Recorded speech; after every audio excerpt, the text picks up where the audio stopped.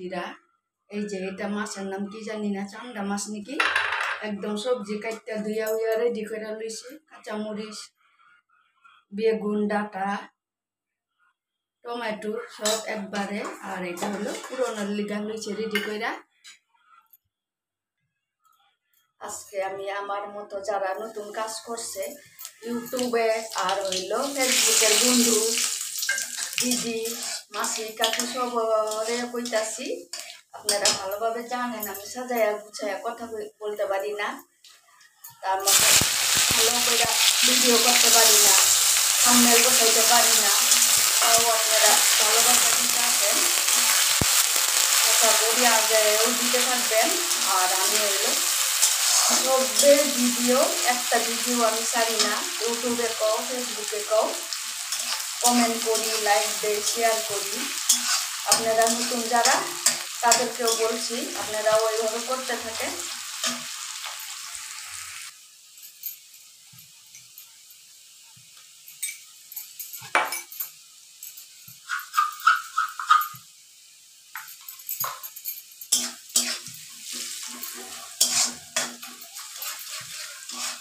আপনারা ভালো করে জানেন যে ভিডিও বানাইতে গেলে ঘরের বাইরের অনেক কিছু কথা শুনতে হয়, তাও করি কষ্ট করে নিজের বিজি রাখার জন্য, ভালো রাখার জন্য।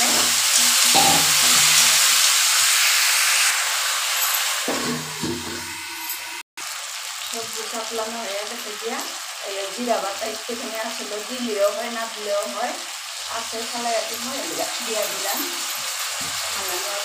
জল দিল মাথা মাথা করুন।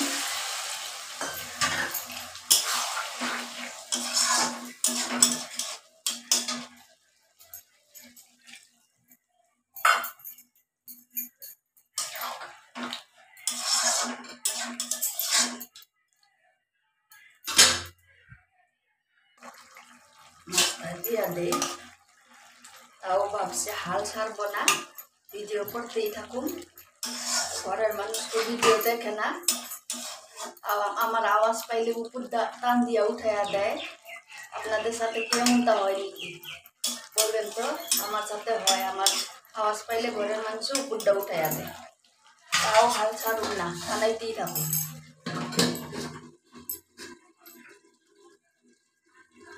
ধনিয়া পাতা দিয়া দেয়।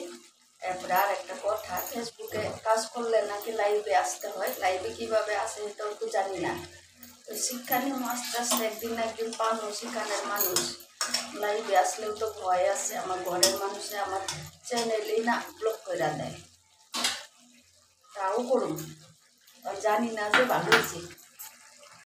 শিক্ষা নিয়ে আপনাদের সাথে গল্প করতে করতে আমার একদম সবজি রেডি হয়ে গেছে। কীরকম লাগলো আমার এই গুঁড়া মাছটা বলবেন।